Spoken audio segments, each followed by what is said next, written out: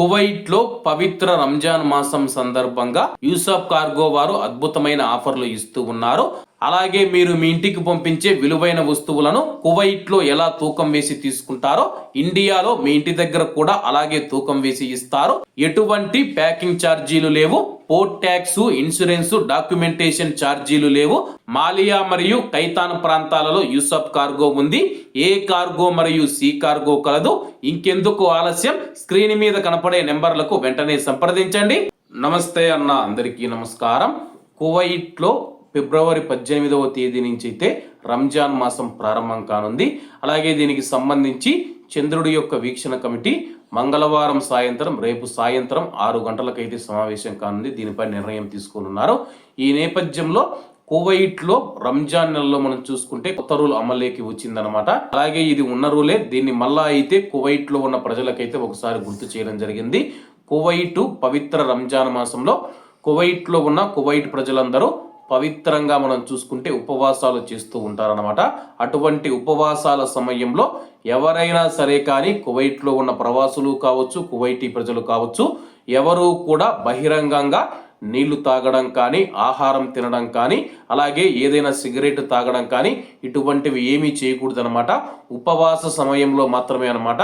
సాయంత్రం ఇఫ్తారు విందైపోయి అలాగే నమాజ్ అయిపోయిన తర్వాత బహిరంగంగా తినవచ్చు అనమాట.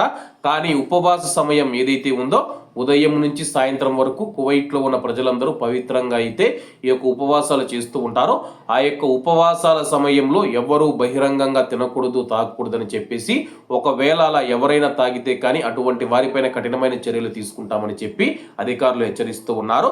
వివరాల్లోకి వెళితే మినిస్ట్రీ ఆఫ్ ఇంటీరియర్ ఇతర ఫీల్డ్ ఏజెన్సీల సమన్వయంతో కువైట్లోని మార్కెట్లు మరియు మసీదుల సమీపంలోని సీసీటీవీ కెమెరాలు బహిరంగంగా ఉపవాసం విచ్ఛిన్నం చేయడంతో సహా ఉల్లంఘనలకు సాక్ష్యంగా పనిచేస్తాయని చెప్పేసి 1968 నాటి చట్టం నెంబర్ 44 ప్రకారం బహిరంగంగా ఉపవాసం విచ్ఛిన్నం చేస్తే 1 నెల వరకు జైలు శిక్ష, 100 దినార్ల వరకు జరిమానా లేదా 2 విధించవచ్చని చెప్పేసి అధికారులు తెలుపుతూ ఉన్నారనమాట.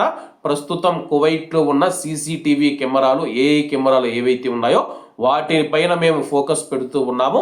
కువైట్లో ఎవరైనా సరే కానీ ఉపవాస సమయంలో బహిరంగ ప్రదేశాలలో నీళ్లు తాగడం కానీ లేకపోతే తినడం వంటివి చేస్తే కానీ అటువంటి వారిపైన ఫోకస్ చేసి అలాగే సాక్ష్యంగా ఫోటోలు మరియు వీడియోలను మేము తీసుకుంటామని చెప్పేసి, తద్వారా చూసుకుంటే కానీ 1 నెల రోజుల వరకు జైలు శిక్ష, 100 దినార్ల వరకు జరిమానా విధిస్తామని చెప్పి అధికారులు హెచ్చరించారు.